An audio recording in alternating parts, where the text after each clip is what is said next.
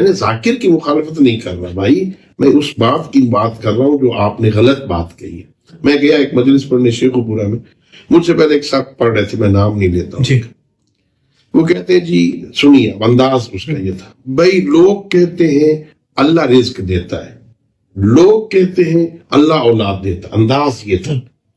آپ نے کبھی دیکھا ہے اللہ کو رزق دیتے ہوئے؟ آپ نے کبھی دیکھا ہے اللہ کو اولاد دیتے ہوئے؟ جب دیکھا نہیں ہے تو مانے کیسے؟ اللہ اکبر۔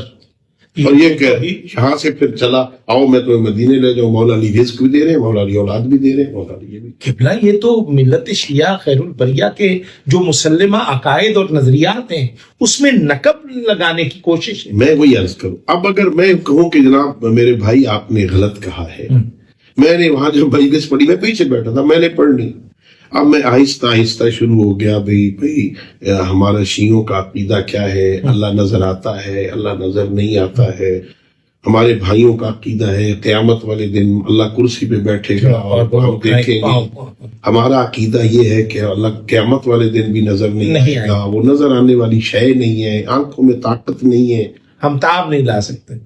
تو مجمع میرے ساتھ بھی واہ واہ، میں نے کہا بھائی تمہیں کیا ہو گیا ہے؟ ابھی وہ کہہ رہا تھا جب دیکھا نہیں ہے تو مانے کیسے؟ ابھی آپ کو آپ خدا کا نام لے کچھ بیٹھے ہیں تو سمجھے بھی صحیح اگلا بندہ کیا کہہ رہا ہے۔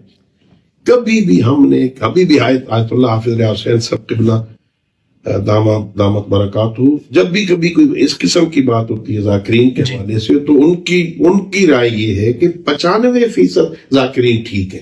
اللہ اکبر، یعنی کہ وہ ذاکروں کی سرپرستی وہ فرماتے بھی کرتے ہیں اور وہ قبول بھی کرتے ہیں۔ 95% وہ کہتے ہیں ذاکر ٹھیک ہے، 5% صرف ایسے قابل اصلاح۔ تو اب ہم کب کیسے ذاکروں کی مخالفت کرتے ہیں؟ ہم ذاکروں کی مخالفت نہیں کرتے، وہ جو غلط بات ہوتی ہے وہ ہماری ذمہ داری ہے کہ وہ لوگوں کو جو ہمارے مکتب کی تباہی اور بدنامی کا سبب بنتے ہیں۔